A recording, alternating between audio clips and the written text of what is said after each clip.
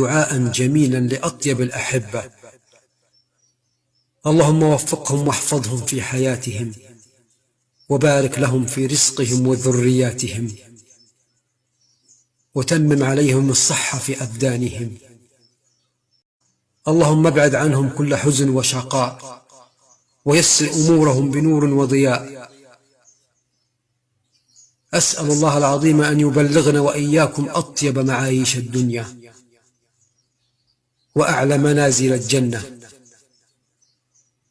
وأن يجعلنا وإياكم ممن طال عمره وحسن عمله وبورك له في رزقه وماله.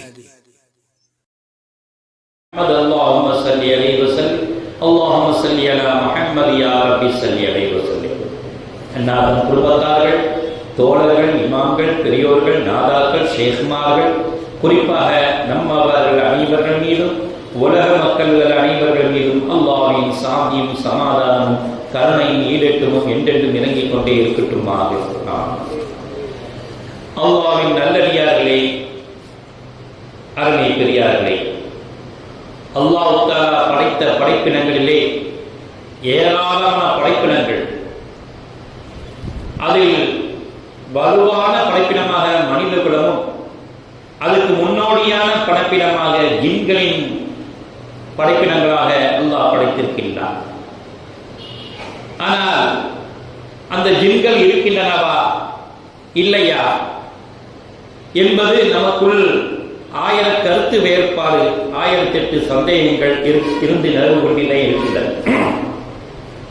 ஏனென்றால் அது ஒரு காலகட்டத்தில் அழித்து போய்விட்டன என்ற ஒரு சாராரும், இல்லை இருந்து கொண்டுதான் இருக்கின்றன என்ற ஒரு சாராரும் பேசிக்கொண்டேதான் இருந்து கொண்டிருக்கின்றார். ஆனால் பெருமானார் ரசூலுல்லாஹி ஸல்லல்லாஹு அலைஹி வஸல்லம் காலகட்டங்கள் வரை, சுலைமான் நபி காலகட்டங்கள் வரை, பெருமானார் ரசூலுல்லாஹி ஸல்லல்லாஹு அலைஹி வஸல்லம் காலம் தொட்டு வரை, இன்னும் சஹாபாக்களுடைய காலத்திற்கு வரை நாம் ஆராய்ச்சி செய்து பார்க்கும் பொழுது ஜின்கள் இன்னும் வாழ்ந்து கொண்டுதான் இருக்கின்றன என்பது நமக்கு கண்கூடாக நிலவுகின்றது. ஏனென்றால் இதையெல்லாம் ஹதீஸ்களும் குர்ஆனுகளும் நமக்கு மெய்ப்படுத்துகின்றன.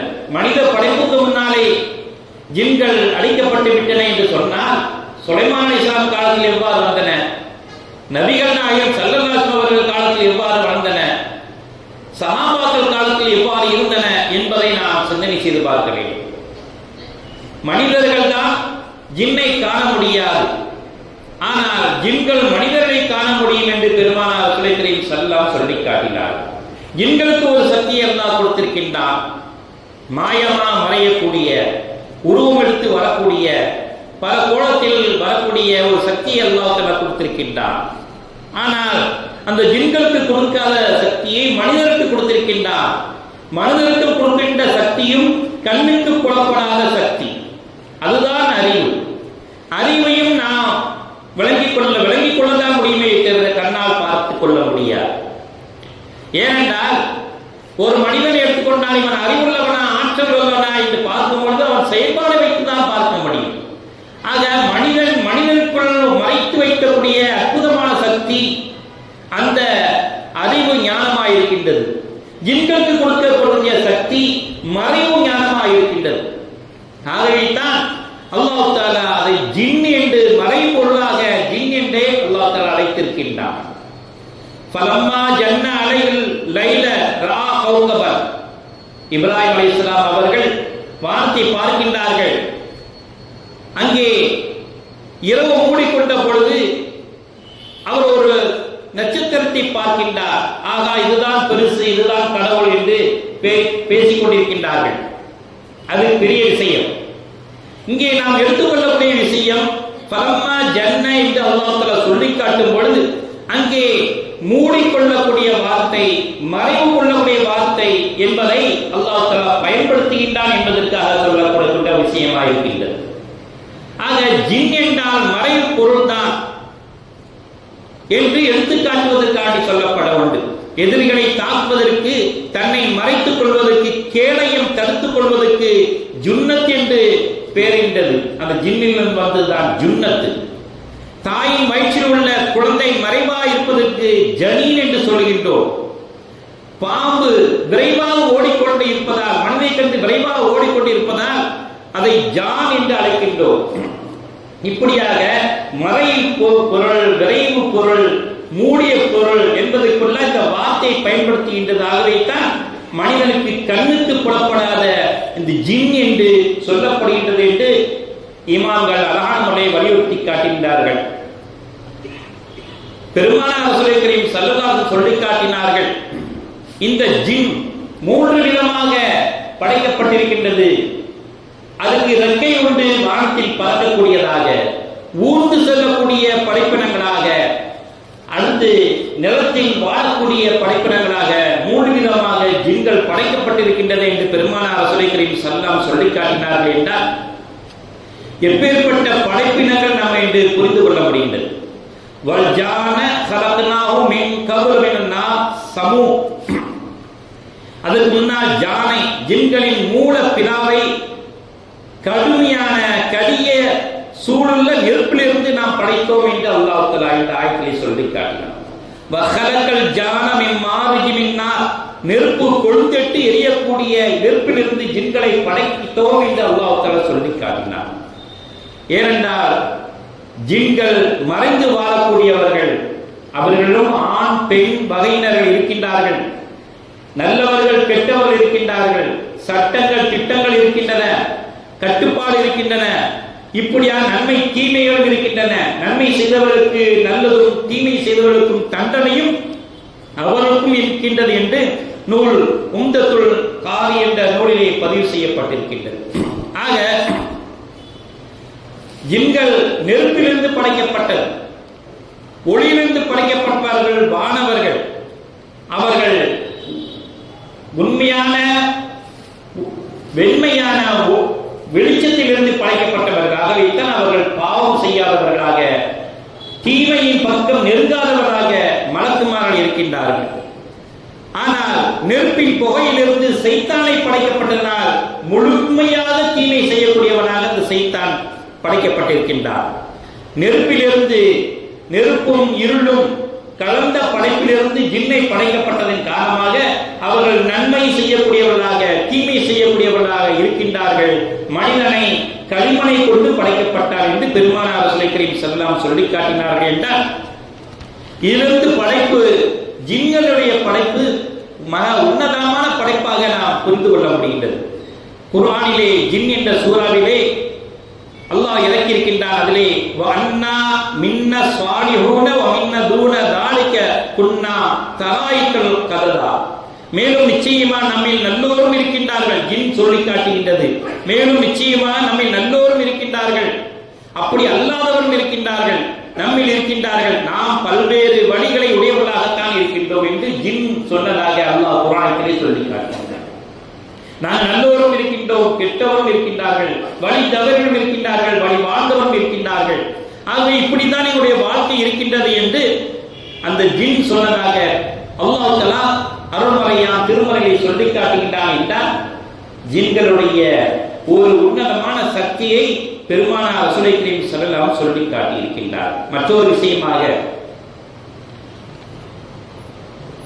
அன்னை ஆயிஷா ரலியல்லாஹு அன்ஹா அவரிடம் பெருமானார் ரசூலுல்லாஹி கரீம் ஸல்லல்லாஹு அலைஹி வஸல்லம் பேசிக் கொண்டிருக்கின்றார்கள். ஜின்களை பற்றி மக உன்னதமான விஷயங்கள் பேசிக் கொண்டிருக்கும் பொழுது அன்னை ஆயிஷா ரலியல்லாஹு அன்ஹா அவர்கள் சொல்லி காட்டினார்கள், யா ரசூலுல்லாஹ், குராஃபாவுடைய கதை மாலை அல்லவா நீண்டு கொண்டே இருக்கின்றது, மந்திரஜால கதை மாறி, விட்டலாச்சாரியார் கதை மாதிரி அல்லவா நீண்டு கொண்டே இருக்கின்றது நம்ம சொல்லுவோம் அல்லவா. அதே போல அன்னை ஆயிஷா சித்திகா ரலியல்லாஹு அன்ஹா அவர்கள் சொல்லி காட்டினார்கள், குராஃபாவுடைய கதை மாலையோட இருக்கின்றது என்று சொல்லிக்காரு. குராஃபா கதைனா என்ன என்று அரபியரிடம் கேட்டால் அவர்கள் சொல்வார்கள், குராஃபா என்ற மனிதனை ஜின்கள், பல ஜின்கள் கடத்தி கொண்டு சென்று விட்டன. பல மாதங்கள் அவருடைய இருக்கையிலே, இருப்பிடத்திலே வைத்துக் கொண்டு அவனுக்கு தேவையான வசதி எல்லாம் செய்து கொடுத்தே இருந்தன. ஒரு நாள் ஜின்கள் பார்த்தன, இவனால் என்ன பிரயோஜனம், நம்ம நினைச்ச நேரத்தில் போறோம், நினைச்ச நேரத்தில் வர்றோம், நினைச்ச நேரத்தில் உணவை தயாரிக்கிறோம், இவனால ஒரு நினைச்ச நேரத்தில் ஒன்றும் செய்ய முடியாத ஒரு மனிதனா இருக்கின்றானே, இவனுடைய அறிவை கொண்டுதான் செயல்படுவார், அது வேற விஷயம், இவனுடைய உடம்பை கொண்டு செய்யக்கூடிய விஷயம் அல்ல. ஜின்கள் எல்லாம் அப்படி யோசித்து இருப்பிடத்திலே ஒரு விட்டுருங்கப்பா அப்படின்னு சொல்லிடுச்சு. அந்த குராஃபாவை தூக்கி கொண்டு மனித ஜனங்களுடைய இடத்திலே விட்டுவிட்டு வந்து விட்டார்கள்.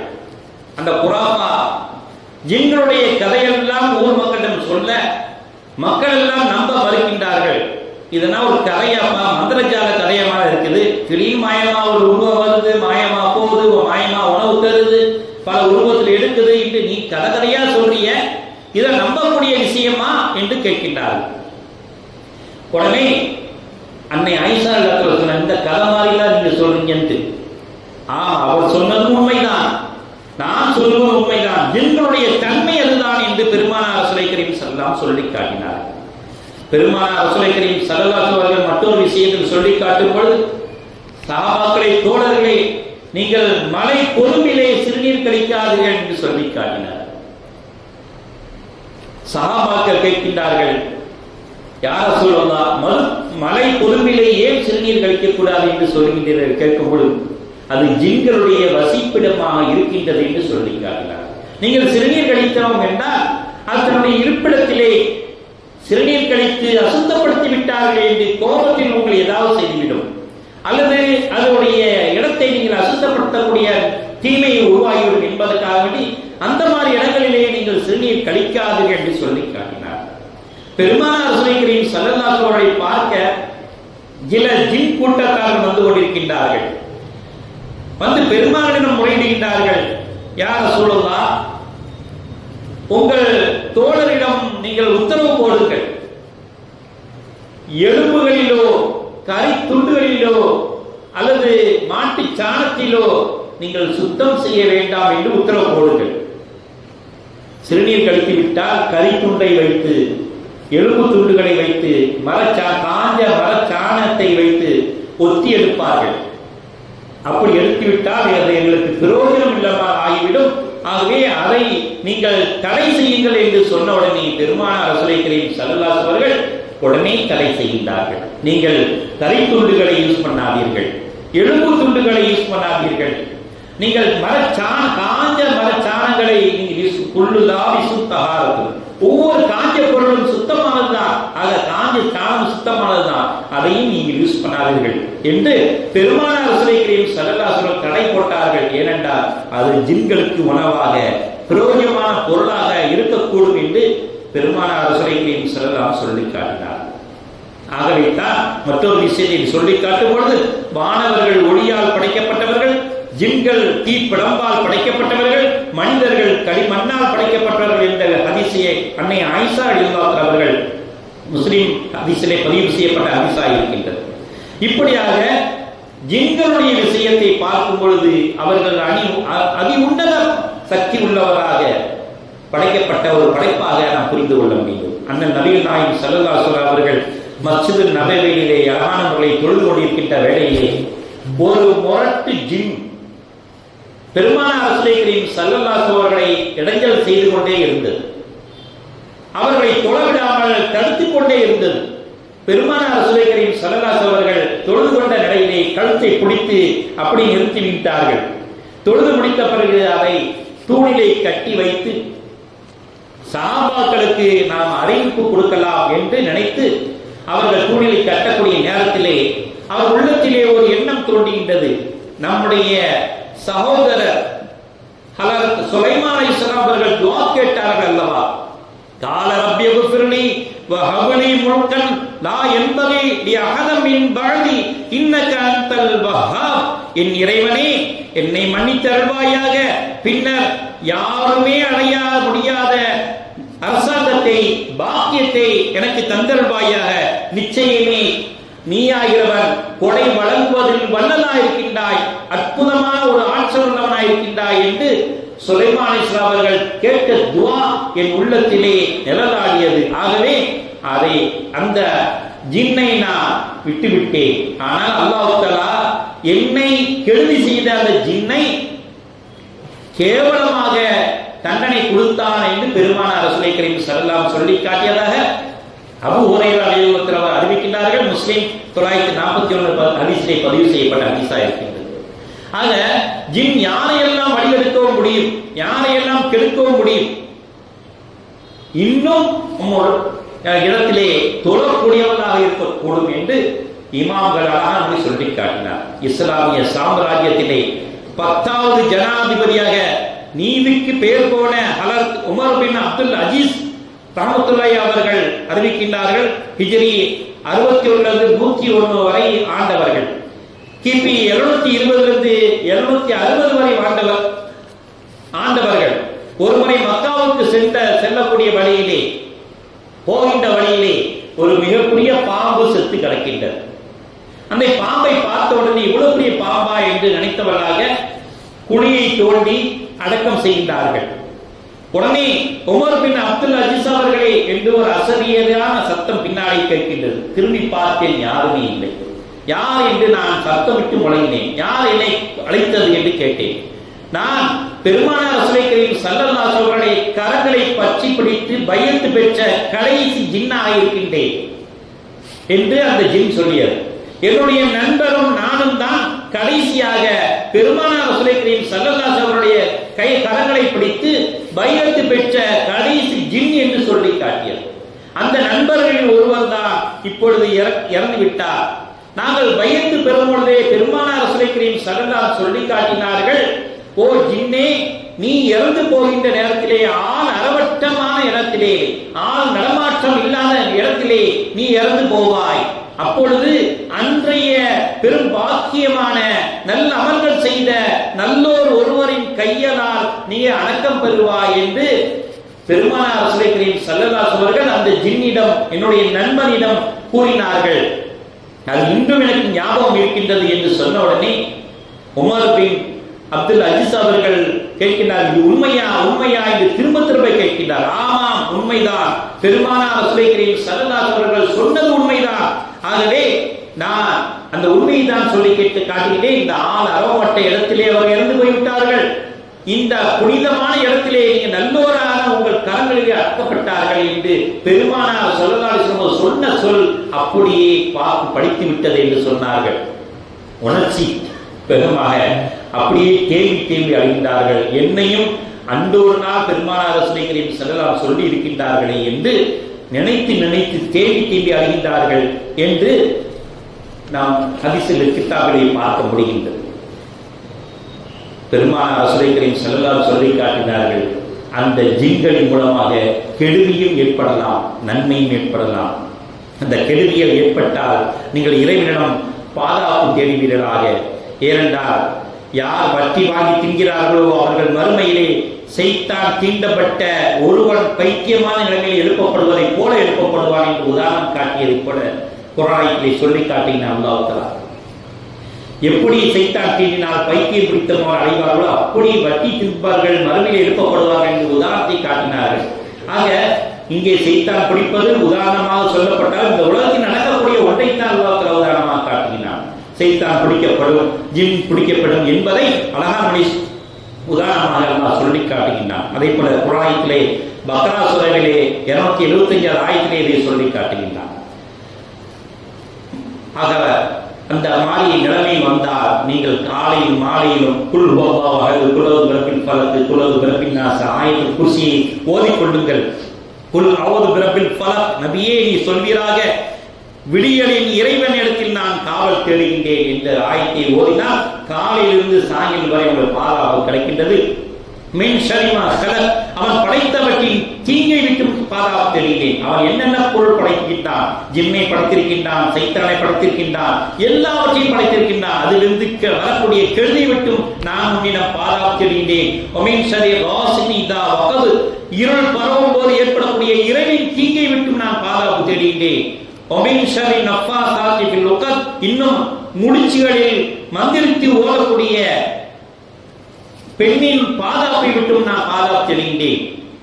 மந்திரத்தை முடிச்சு ஓதுவது இஸ்லாமிய பழக்கப்படி அல்ல, செய்வினைக்காக ஓதக்கூடிய ஒன்று. இவனை ஒரு இளைஞர் செய்ய வேண்டும் என்பதற்காக ஓதக்கூடிய ஒன்று, நன்மையை செய்யக்கூடிய செயல்காக ஓதக்கூடிய ஒன்று அல்ல என்பதை இங்கே நாம் விளங்க முடிகின்றது.